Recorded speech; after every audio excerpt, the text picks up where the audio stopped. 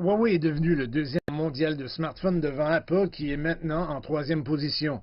Et le géant chinois de la technologie est le premier fournisseur pour la mise en place de réseaux 5G. Rien de tout cela ne semble plaire au gouvernement américain. C'est une compétition pour la prochaine vague de technologie. Qui en sera le propriétaire? Qui en tirera des avantages à long terme? C'est très difficile à faire, même si ce qui devrait avoir lieu, ce sont des négociations plus constructives. La querelle affecte déjà les plus petites économies.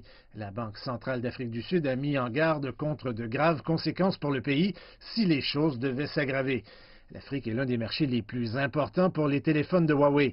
La technologie aussi est en croissance et importante pour Huawei et ses clients. Des milliers d'entreprises ont recours aux infrastructures technologiques de Huawei. Huawei offre beaucoup plus que des smartphones. La plupart des Sud-Africains reconnaissent Huawei en tant que fabricant de smartphones, mais en fait, une grande partie de ces équipements alimentent les télécommunications, les stations de base cellulaire, les services qui transfèrent les appels et la gestion des données sur Internet. En fait, un tiers de toutes les personnes en ligne sur la planète utilisent la technologie Huawei. Je pense que cela est profondément déstabilisant pour l'économie mondiale. C'est problématique. Nous sommes ici en Afrique du Sud. Du point de vue des marchés émergents également, c'est très turbulent. La tension monte.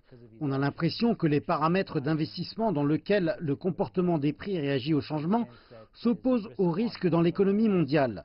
C'est quelque chose dont nous n'avons certainement pas besoin pour le moment. Huawei pourrait ressentir l'impact d'être pris au beau milieu de cette tension commerciale et technologique, mais les enjeux seront plus importants pour les États-Unis si la Chine décidait de jouer plus dur.